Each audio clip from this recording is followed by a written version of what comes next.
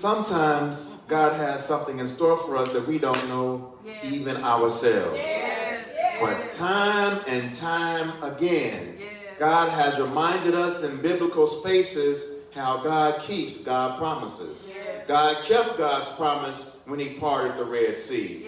God kept God's promise when God provided manna from heaven. God kept God's promise when Moses struck a rock and water flowed out to quench their thirst. God kept God's promise after marching and shouting the walls of Jericho fell down. God kept God's promise and allowed Jesus to turn water into wine. God kept God's promise when he allowed Jesus to walk on water to reach the disciples. God kept God's promise when he healed the blind, the lame, and the deaf, and lepers, and even raised Lazarus through Jesus. God kept God's promise with the central miracle of Christianity of raising Jesus from the dead.